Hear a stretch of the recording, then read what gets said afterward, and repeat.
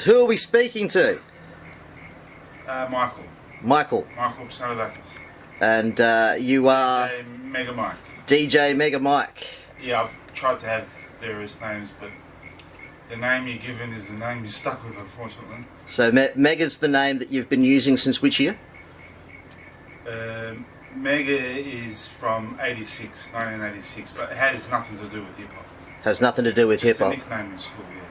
So when did you... It comes from the Greek word Michali, but yeah.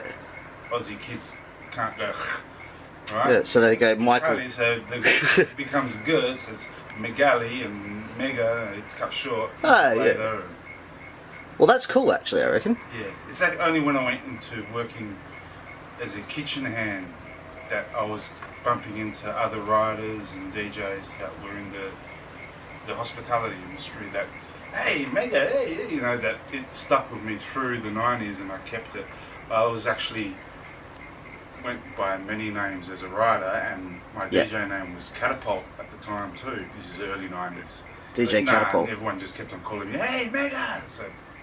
So that's the name you stuck with? I stuck with Mega Wolf. So when did you get involved in hip-hop in Perth? Well, I didn't know it was called hip-hop until, you know, late 80s, early 90s. And that was mainly through hanging out in Cinema City and MKA. All those dudes were really strict. What year did you first head down to Cinema City?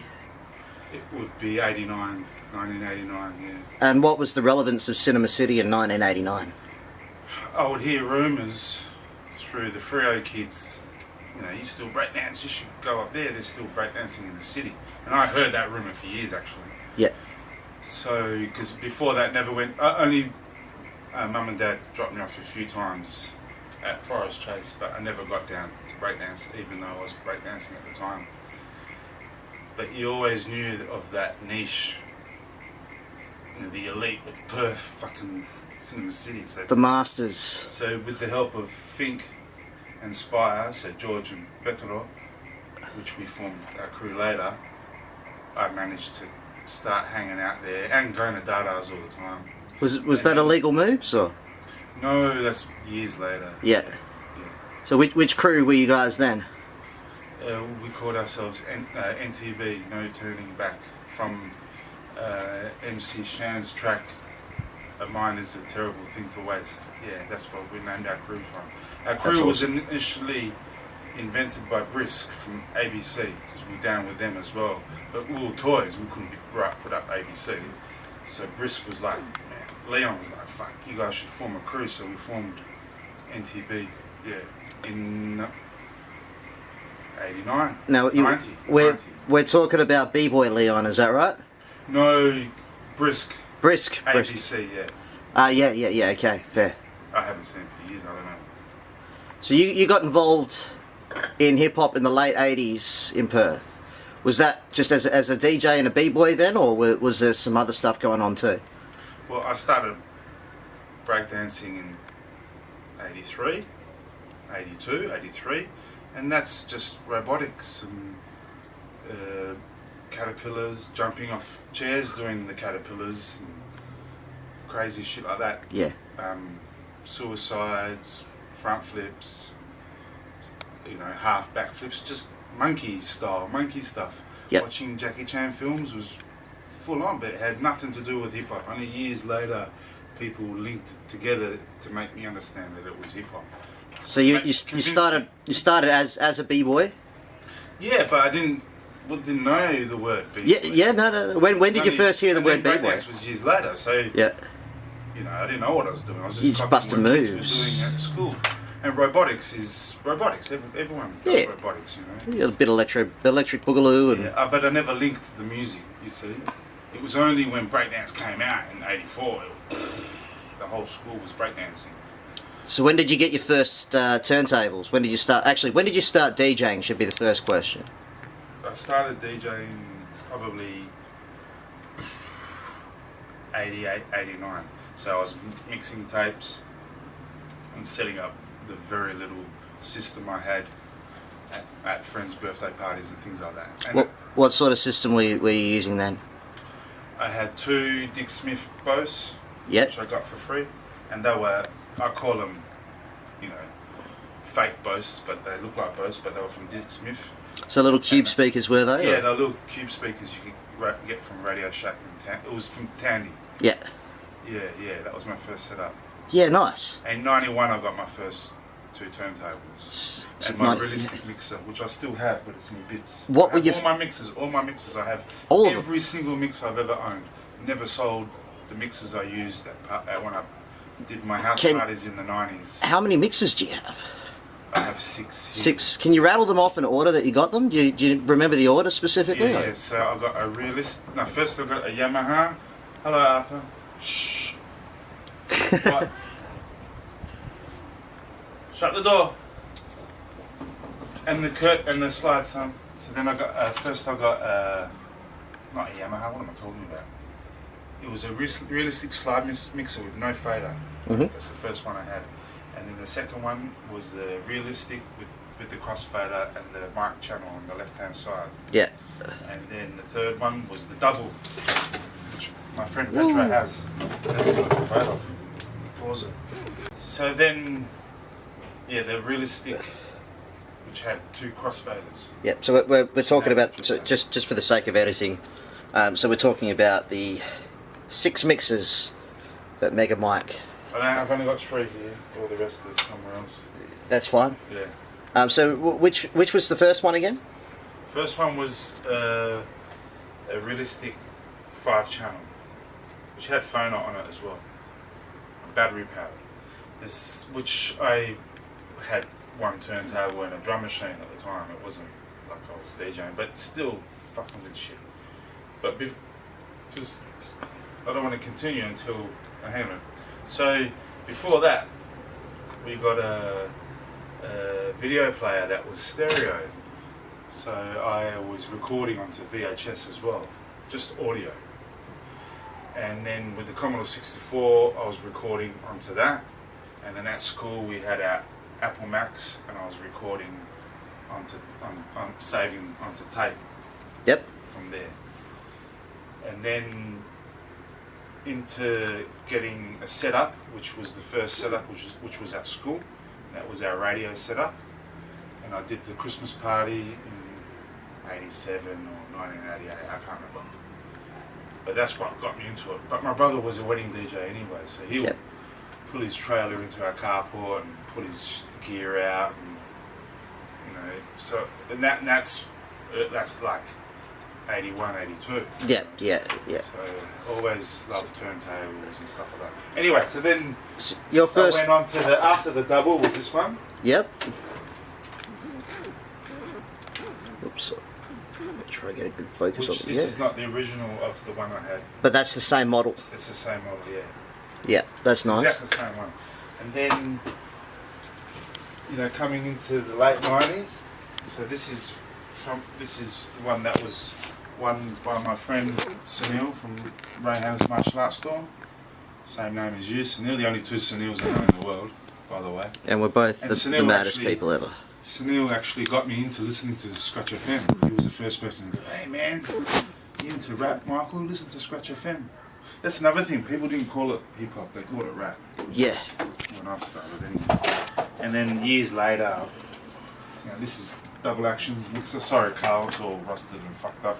But when I hooked up with Carl from Double Action, he gave me this one, and I used this for years. Yeah.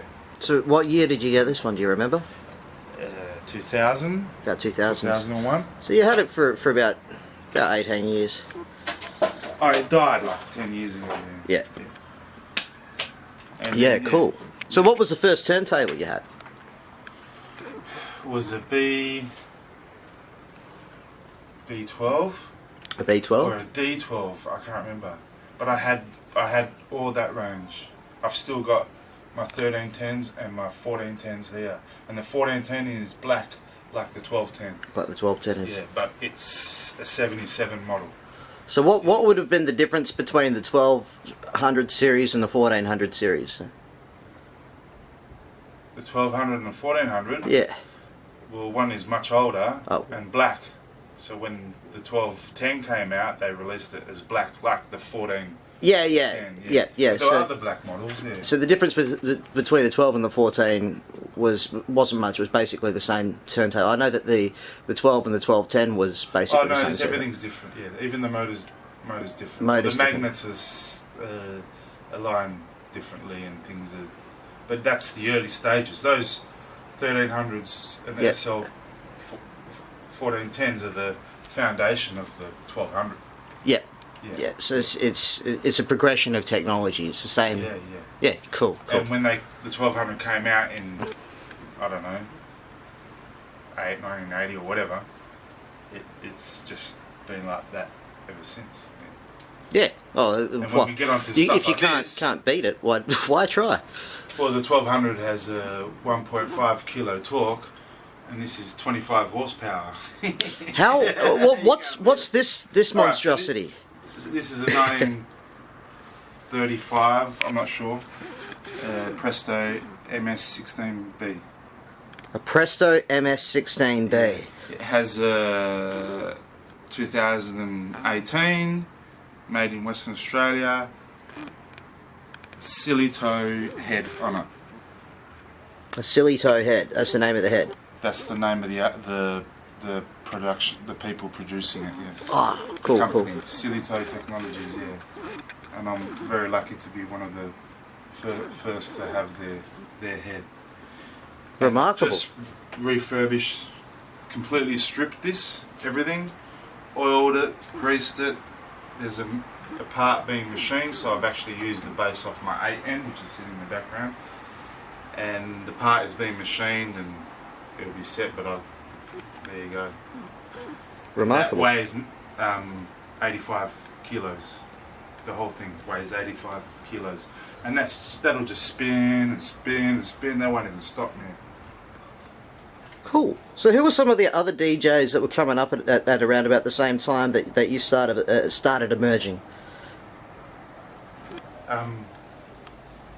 Cut Nice, definitely. Cut Nice. Triple D. Triple D. Too Shy. Uh-huh.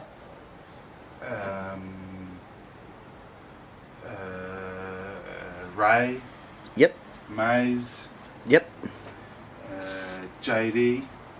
So I'm noticing a lot of the older DJs are also b-boys. Were also everyone. Some of them were MCs. Some of them were. All the major writers that come out of Perth were at some stage either a DJ or a b-boy or a graffiti artist. Yeah. Yeah. And if you're a DJ, you would have done, breakdancing when you were young when it started, because it really came as a package deal. Yeah. In Australia, it was a real big. It should have been media thing. Yeah. It's not the same way anymore. Completely different. And the only first-hand way you would experience it is if you actually were lucky to meet a sailor who was breakdancing at the time. But I never met any. I met one. But when I got into hip-hop in the late 80s, it was, it was all acid house and techno by then. All the sailors were into house music and acid house. I've got a lot of tapes though. Lots of Lizard Lounge stuff, and I got a Ron Hardy tape from one of the sailors. Back then never even knew who he was until I got the internet. So who was the first Perth DJ that you heard? Birdie, yeah. Birdie. Yeah, sorry, Birdie was one of them as well. Yeah. Yeah, Birdie, Mario Tavelli, rest in peace, Flex from Empire, Nightclub Flex, Greg Packer. These are all people that influenced me. Yeah. Nice. Spinner from Metros in Fremantle. Even though he was top 40 and whatever, he was a very good. I looked up to him as well. Yeah.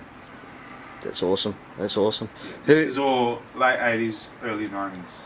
Who were amongst the first MCs from Perth that you heard? Sugar Ray was the first. Like the first. Sugar Ray was the first. The first. Heaps now. Even Triple D rap. So when did you first hear Sugar Ray? Heaps of people rapping. Was when my friend Sunil, my friend, I was working at the martial arts store filling punching bags. And he goes, "Hey Michael, there's a new rap show, you should check it out." This is 87, 88. "You should check it out, it's just come out, listen to it tonight. It's on tonight, Saturday, because I'd work every Saturdays. And I went home and, you know, stayed up, listened to it, and I changed. My whole life changed. I think my whole life changed the first time I heard rap too. Local rap too, to be honest. And I heard hip hop before, but this was completely different. Completely local, different playlist. I was listening to English rap.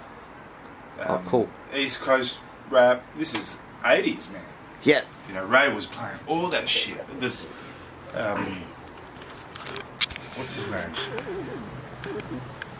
The swearing was unbelievable at the time as well. What's his name? Schoolie D. His album's just freaky, crazy, you know, womanizing shit. Unbelievable shit. Like before. Oh no, it'd be the same as Ice-T, but still very heavy shit, man. Ultramagnetics was another one. That was really, really, really heavy. Overlord X, Silver Bullet. These are English crews. Real heavy. Shut Up and Dance. Shut Up and Dance got me into techno. You know, that's another story. You know, Shut Up and Dance.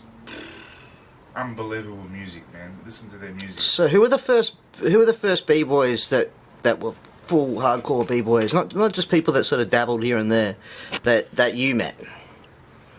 Well, because I never was part of that scene. I only know probably be DJing. Yeah. Brad Hanna. Zool. Zool was. His turtles are unbelievable. I've never seen turtles like that, even now. Yep. Maze, of course, but he fucked off, disappeared for years. When I came, he came back when I got involved Maze in like only got 99, back into 2000. it in 93, 94. He disappeared, was gone for 3 or 4 years. You didn't know where he was. He'd pop up every now and then, but yeah. I've got big respect for Maze. I've learnt a lot from him. I can't diss him. And high five as well. There was these two brothers. I forgot their names. Reg and Reggie, something like that. They were just really good dancers, man. Really good power moves. Just, if you went to a club and they were there, they just took you away, man. So what was the... Watch it, look, wait, for hours and then they get in and... Because we used to do in one night. Oh, there's Derek, Cut Nice as well. They were breaking. In one night, we would do 4 or 5 nightclubs and have the circle going for like an hour in each club, man. One night, I remember we did that. Nice. Such a good, just bugging, having fun with your mates. So what was the sort of progression with b-boying as far as that the 1980s through to the 1990s? Like what changed in your perspective, and what changed during that period of time in your perspective? Because obviously trends change the way things are. People tend to focus on one style of the element rather than another because that's what they see being done well, and all that sort of stuff. So I think it's all on the secretness of things and the underground, right? So now I'm going to piss a lot of people off, I'm going to say here, but when people like Benny Benz come to Perth, DJing comes to Perth, Empire from Eastern States came to live in Perth. It's recording again. Cool. Did you get the bits before? So I'll start again. I'm talking about people like Empire coming to Perth from the Eastern States. DJing from Japan coming to Perth just to live and dance. Benny Benz, especially Benny Benz. People like that just really come and give everyone a slap in the face. Because Perth really is behind. Even though we have a really good music scene and we've got that wait a while attitude where we perfect things and do things properly, in my opinion, they really were on another level. Especially, Benny Benz being trained by German. He trained by fucking Germans, man. Yeah, they were killing shit. They're still killing shit today. Know. The Germans, the Japanese, the French. Well, the first proper videos that we got were from Battle Squad, from Germany. That point blank, and that just completely changed the scene. We had all the rocksteady videos. You know, if I would slow down and see Kiriaki do the flick in Beat Street, and oh, he's off the ground, you know, shit like that. But when those people came to live in Perth and to practice with us, it really was a slap in the face. Dion is different. Jared, you know, Lee and Jared. Yeah. There are still b-boys in Perth. Delhi. Like when I first Delhi, saw, I didn't meet till later, but Delhi, Delhi. Yeah. There's those b-boys that are still killer, but yeah, like Maze even like for years. Maze still just... No, Maze didn't get his footwork and top rocking and all that till I remember the first time I saw Dion head spin, I thought to myself, well, we never had any head spins in Perth, man. Yeah. There's never been until Eric and Gavin and yeah, I saw like a lot of the systematic boys doing that shit, and Aerial Assault doing that shit. When Yeah. we got head spins, and I know I piss people off saying that. we had turtles, good windmills, like style, of course. Yeah. No other states in the 80s had style, but I've never went there, so I can't judge that. So if you look at Big All-Star footage, their top rocking is pretty weak compared to what we had at the time. The standard was different. Their power moves just shut on the fundamentals right? that everyone else was doing. You go to Europe at the time, they all were like looking up to Big All-Stars a lot, right? Yeah. Yeah. Yeah, so crazy. Style is really second to none. Battle Squad, the complete link back to the Rocksteady. And even in the old footage you can clearly see they copy Rocksteady movements and routines. You know? So when all that stuff come around, it was, by the mid-90s, it was concentrated on style again, which was a good thing. Like, dissing it. Should have always been. Like, I remember even, like, okay, early 2000s I was getting really heavy into the shit. And I remember power moves were such the emphasis. Yeah. We battled against... We were a team. We were a tag team. We were. 2-on-2. That was, that tournament was fun, actually. 2002. So when did Illegal Moves come about? 1991. 91? Yeah. We were called Z-Rock, or Z-Rockers. And Joe O'Malley had left the group. He wasn't really down, but he was way better than us, I reckon. Probably why he thought that way. But anyway, I'll bring it up to him. And so I've quickly formed Illegal Moves. Yeah. Cool. Which still has members to this day. And at its height, had 20 members. 25 members, I'd say. Yeah. It was good fun. And then with the Disco Warfare competitions, and they went for about 15 years, 10 years. Some serious, some just youth worker stuff. Yeah. You know, it's all about having fun. I didn't really want to be serious about anything. Even with this, I don't want to be serious about it. I just want to take my time and do shit properly, because if you get rushed, you fuck shit up. Yeah, definitely. Definitely. Life has shown me that. What was I going to ask? I had something very specific I was going to ask you about the B-boys and the DJ sort of... Were they linked? Yes, they were. Yeah. Yes, they were. However, the MCs went their way and the DJs went their way. Mm-hmm. The graffiti artists sort of went their way, but they did go their way. A lot of the DJs sort of split away from hip-hop and started gravitating towards like the electronic stuff. And... Yeah, so did I. Yeah. So my point is that the breakdance scene in Perth has a direct link from all the early B-girls and B-boys right up till now. Everybody knows each other. There's a complete link between now, right? Especially with Brendan and Erico and all those dudes doing good things, Raz, all those dudes doing brilliant things. There's a direct link right back to 84, 83, 84, which I think is very rare for a lot of cities to have. And I've discussed this with other b-boys in other cities, and they say that there's no link. There's a stop. People have stopped, and then it started up again. Yeah. Because I'm telling you, I've heard a lot of this. I'm telling you now, I'm not bullshit. A lot of the stop and starting up's common. There would have been only 4 b-boys at one point, at one time. Yeah. In this city, right? And we still went to town, and we still hung out on Saturdays, and we still kept on going at Pabry Walk. We formed Pabry Walk. We started Pabry Walk. Pabry Walk is still there. You can still the balcony part, because we didn't actually dance on the bridge. We danced around the corner, and that part's still there. It's a roof now, but then they caged that bit, so we had to dance there, and then we sort of moved in the middle, and then that's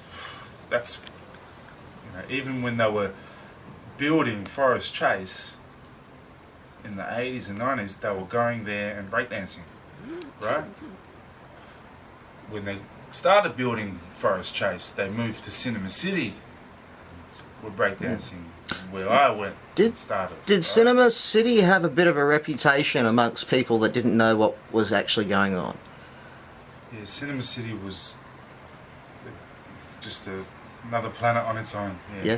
I really shouldn't be interviewed on it because I came at its late stages. Yeah.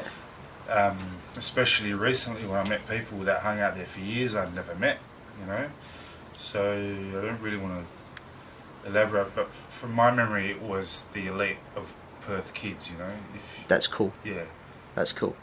There were a lot of, but heaps of people as well. There was creams and fucking rich kids, homeless kids, and fucking graffiti writers and DJs and mods and goths and punks and but in reality there was a hangout at Forest Place at the time. Yeah. So when they demolished it to build what you have now, there was and only so many venues to go and hang out in the city, and going to the city on the weekends and bragging about it at school, at primary school, was the in thing. What did you do on the weekend? I went to the cinema and I saw Return of the Jedi. Yeah, it was the same thing for me. It was like, went down to Forest Chase, went down to the bridge, is what we used to say. Went down at the bridge, just cutting up. It was dope. Pabry Walk. Pabry Walk. Where was it? Yeah.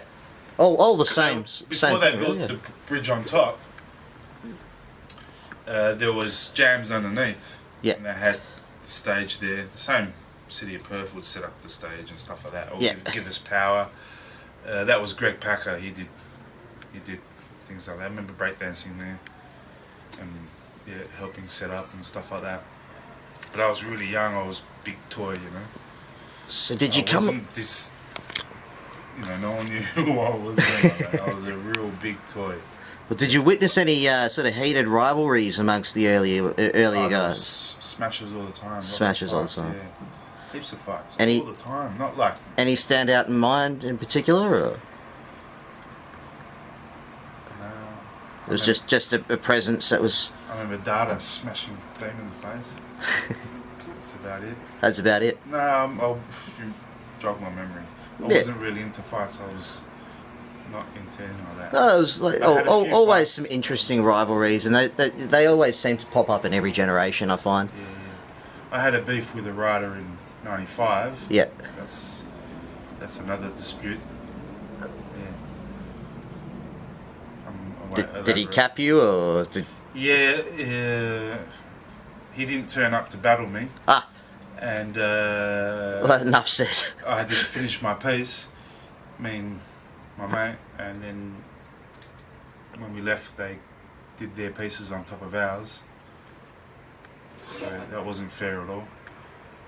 No. And then we brought it up recently. He got upset and he capped my tag down the road here, and then he went over recently. Went over high-five piece. This is recently. So this is a 20-year-old feud here. This is almost a 30-year-old feud. Yeah, but he's a toy. There's nothing gonna happen. If he wants to battle, I'll burn him. He's Mr. Big Mouth. But anyway. Should battle him. I'll film it. He'll probably beat me up. I'll film that too. Let's take a break for a few minutes. I need a drink. Okay. We're back. Feel free to top your No, I don't need to. top your full beer up already. So there's a lot about the DJing, a lot about the emceeing, a lot about the b-boying from the 1980s. When the 1990s came round, was there a significant change in the way that rap sounded at the time in Perth, or did things kind of stay pretty much stagnant for a while and remain that sort of 80s style? Look, I can only speak for what I saw, right? Yeah. Now, Perth is, as we know, the most isolated city in the world. Absolutely. Right? There's no internet then. Our internet was, you know, getting tapes off a sailor or some shit like that, t-shirts, or if you have new art CDs, or, you know, or you'd have to wait 3 months for releases on vinyl, or 1 month if it was the direct billboard stuff. Now, with the style, there were so many different styles that had emerged and branched globally on the hip hop scene, new jack, swing, hip house scene, right? That the kids in Australia, or in West Australia, were more so into heavy metal at the time, because grunge hell was just coming out as well. So you still had, you know, 70%, even 80% of Australian kids into heavy metal, as opposed to now where it's 90% hip hop, right? And from them, this is my opinion, right? From them changing into the progression of early OG stuff, as I like to call it, then literally overnight, in my opinion, going from listening to Metallica, Slayer, just heavy metal, not heavy metal, but that was what was heavy metal at the time. That was even skaters and punk and stuff like that. Punk is different, but going straight into hip hop, literally overnight. Triple J would probably be the main instigator and Rage. Yeah. In my opinion. Yeah, so the ABC really sort of took charge and said, the music was changing, you know. It was different. I didn't. I just got into techno and just progressed into that era. Started buying synths, drum machines. Did you end up using any of those synths and electronic drums for hip hop? Yeah, big time. Yeah. So who was the first MC or rapper that you actually made a beat for and recorded? And it was me. It was you? Yeah, I used to rap over a disco, Philadelphia disco cut. I can't remember now what the record is. I did a couple of tapes with it. I sounded pretty shit. I was trying to, you know, suck up to High Five and Skank, but they were big MCs at the time. They were huge. These are MCs that Downsyde, you know, looked up to at the time. Yep. Yeah. So when did you first recognise Downsyde? When did you first notice them? I DJ'd at a few parties at Petro's house, who's Spire, my crew, and they used to come along and rap. Yeah, they had no DJing. They used to rock up. Were they young back then? Were they? Yeah. School in high school or? Yeah, I don't know. They're really possibly young. Yeah.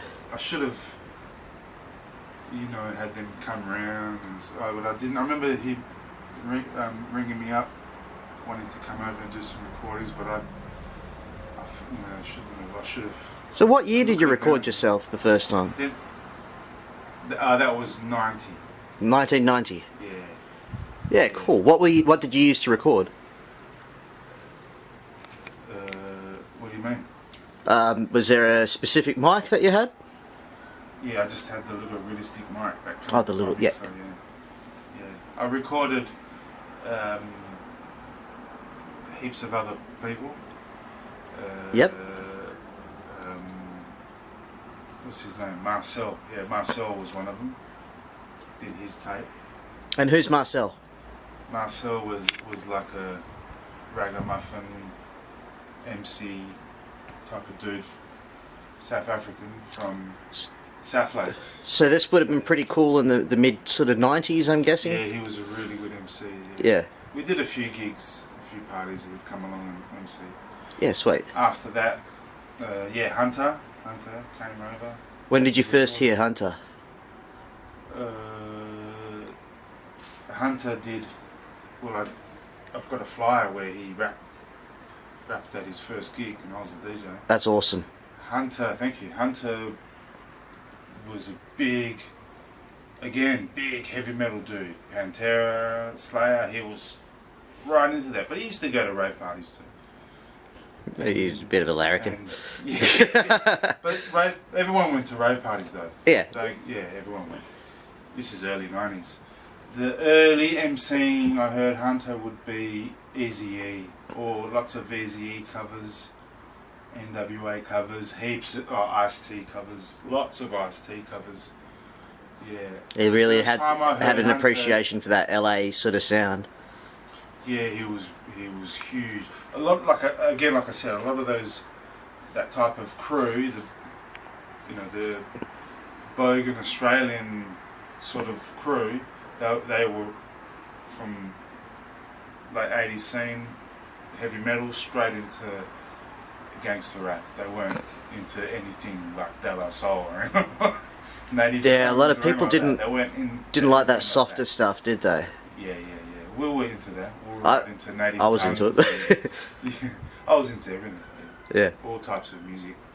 Yeah. Who was the first rapper you actually heard? Sugar Ray. Like, I'm not talking local. Sorry, it would be,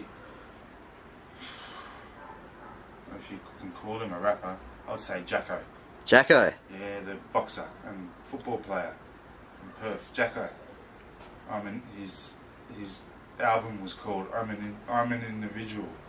That sounds like an individual album name. At the time, I think my brother referenced that as rap, because my brother had Rapper's Delight. Funky 4+1. So you're Rocksteady. You were already listening to. He already had them since 81ish. You were already Or had all of that. Arrow. I love Arrow, man. So out of all of this, you're DJing with vinyl. Everything's coming down to vinyl back in the day. Obviously, you're telling me your first time DJing, you're using tape decks, but eventually. One tape deck and a turntable. Well, that's good combination to start out with. It's better than nothing. At least you've got something to play with. You've got something to working with. Something to mix with. It's the only way to get the music. Yeah. There was no internet, so I'd record from the tape that was from Scratch FM, and then get as much of the song as possible, because everyone was talking in between, and otherwise, if you're lucky to get a full song, record that straight as clear with graphics to adjust the graphics on a separate tape, and then I'd have them as the songs. Yeah. And I'd only stick 3 or 4 on one side because I would lose. I didn't have a beat counter. So at first, the first step was then dubbing the music to tape. Yeah. I also did you then splice stuff as well. So I'd pause and drop break beats and different tracks in after the other. Yeah, the old pause and play. Pause and record. I did that as early as 86, 87 as well. But again, nothing to do with hip hop. It was just making mixtapes. Trying to manipulate audio on tape. Yeah. It's got nothing to do with hip hop. Yeah. Hip hop came later. It came later. Yeah. That. The only hip hop I was doing was breakdancing and graffiti. Yeah. Yeah. Yeah, cool.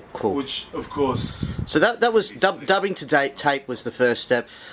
From there, did you burn CDs or make albums that way, or get involved with it that way?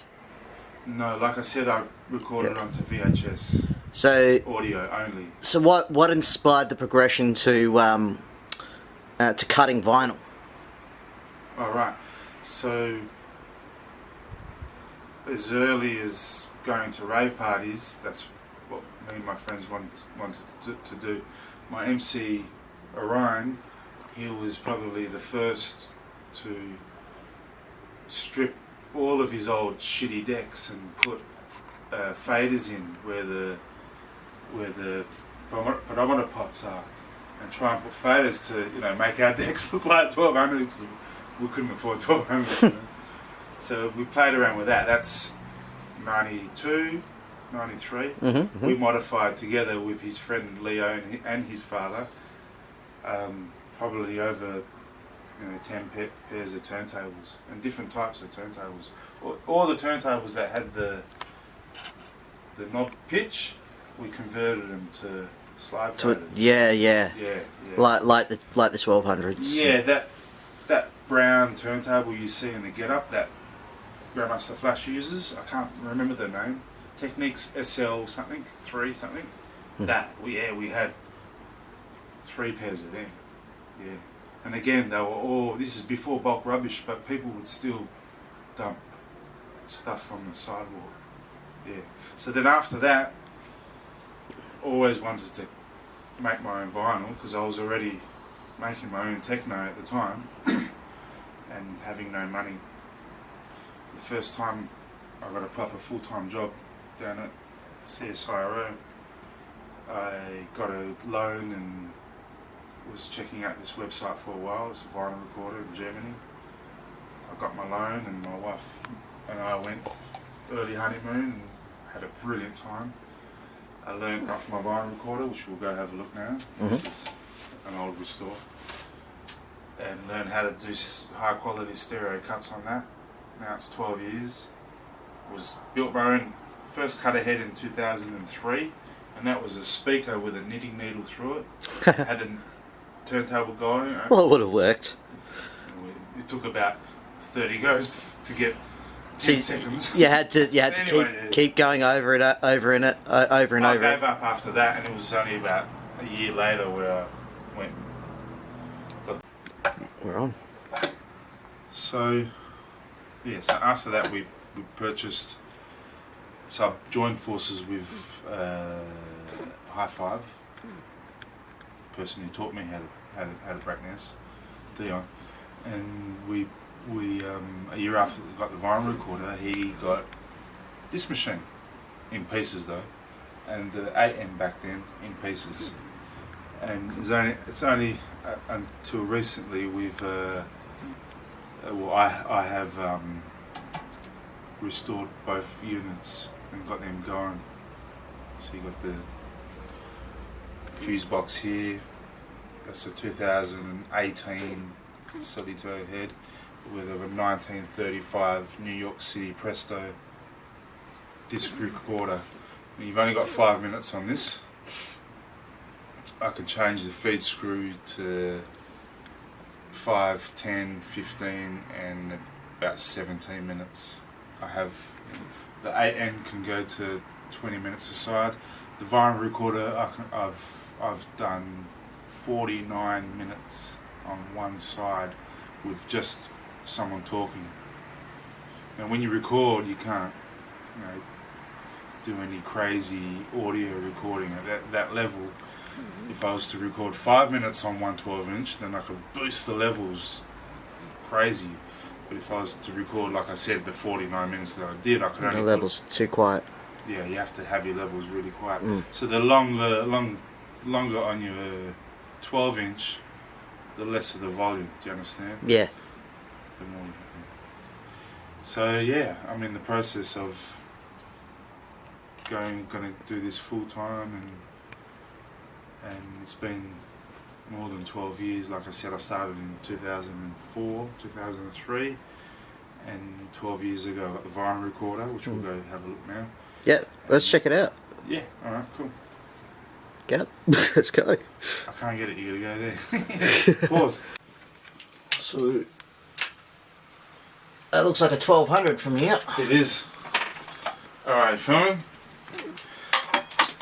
So there we go. So here's the golden 1200. This is it. So I emailed Suri in 2007 and went, yeah man, ready to go, I got the money to buy your shit. And he's like, nah, I'm not selling anything until you come to Germany and I teach you how to use it. And I was like, fuck you. So it was my wife that went, fuck him, let's do it. So we saved up a bit more and we both went, and yeah, it was a complete turnaround in my life. I've literally cut tens of thousands of discs of this one unit. I've never had a problem. I've cut well over 500 artists worldwide, all the early Aussie hip hop stuff, all Hunter's stuff. You know, it's great. It's been great. Yeah, a few ups and downs, you know, but it's been fucking good. That's crazy. Let's. What's that you've got? You got your general. If you want a battle, I'm ready to go. All right.